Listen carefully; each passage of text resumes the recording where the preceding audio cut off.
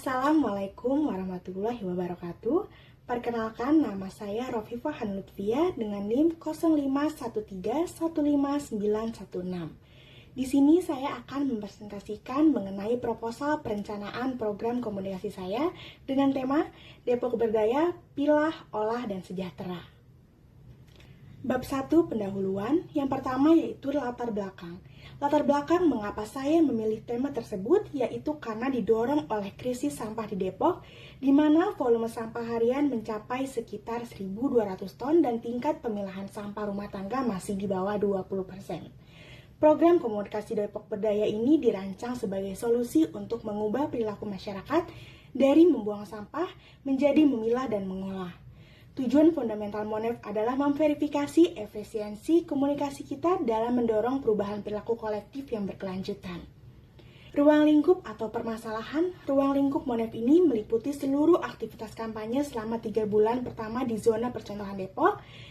MONEF ini bertujuan menjawab 3 pertanyaan krisis. Apa aja sih? Yang pertama, apakah pesan pilah, olah, dan sejahtera ini dapat diterima dan dipahami oleh masyarakat? Yang kedua, seberapa besar perubahan perilaku, terutama peningkatan volume sampah terpilah dapat diatribusikan pada kampanye kita? Yang ketiga, apakah alokasi sumber daya telah digunakan secara optimal untuk berdampak maksimal? Kemudian, tujuannya yaitu ada 3. Yang pertama, mengukur tingkat awareness dan pemahaman masyarakat terhadap solusi pemilahan. Kemudian, mengukur tingkat adopsi perilaku pemilahan sampah dalam rumah tangga dan mengidentifikasi secara detail faktor penghambat apa saja dan faktor pendukung di lapangan untuk perbaikan program ini.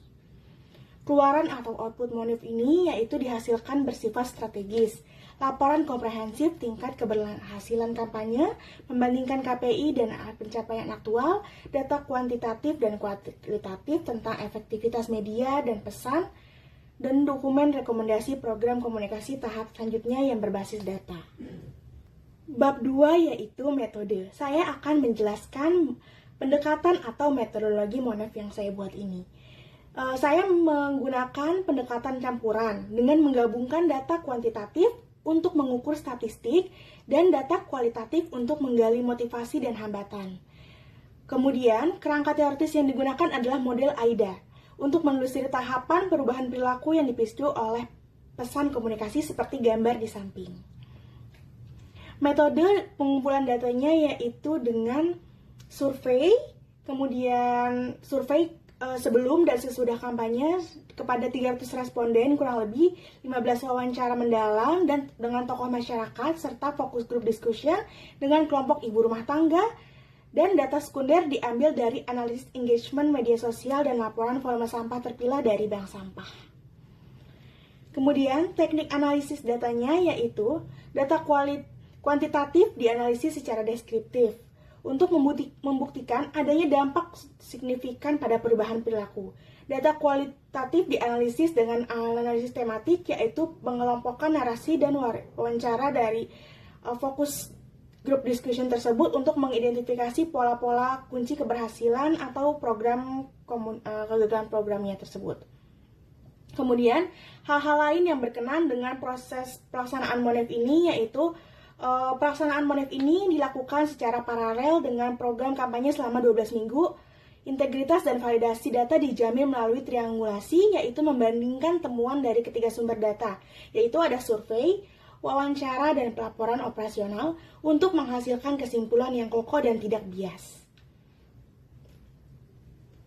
Bab 3 yaitu hasil MONEF atau kerangka pelaporan. Saya akan menjelaskan uraian hasil MONEF, output kampanye, media, dan pesan. Pada bagian ini, saya nantinya akan memaparkan temuan mengenai dampak penyampaian pesan seperti perbandingan tingkat jangkauan media digital terhadap target dan hasil survei tentang tingkat pemahaman pesan kunci, dan kemudian secara naratif diuraikan media mana yang paling efektif dan efisien dalam menanamkan pemahaman berdasarkan CPI di lapangan atau cost per impact. Kemudian dalam perilaku dan dampak, fokus utamanya adalah pada perubahan kunci, yaitu peningkatan volume sampah terpilah yang disajikan dalam perbandingan bulanan. Nah, nantinya saya akan menyajikan hasil perubahan sikap serta uraian naratif dari fokus group discussion mengenai faktor-faktor pendorong dan penghambat nyata yang dialami langsung oleh masyarakat tersebut. Seperti itu. Bab 4 adalah penutup, yang berisikan kesimpulan dan rekomendasi. Saya akan membacakan kesimpulannya, yaitu kesimpulan akan merangkum jawaban atas tujuan dari monef tersebut. Secara padat disimpulkan seberapa baik kampanye kita dalam menciptakan awareness, seberapa berhasil dalam mendorong action, dan seberapa efisien penggunaan sumber daya.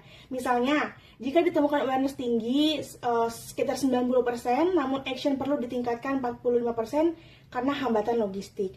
Rekomendasinya yaitu, rekomendasinya nanti saya akan sajikan secara spesifik dan aplikatif dibagi berdasarkan strategi komunikasi, infrastruktur, dan keberlanjutan.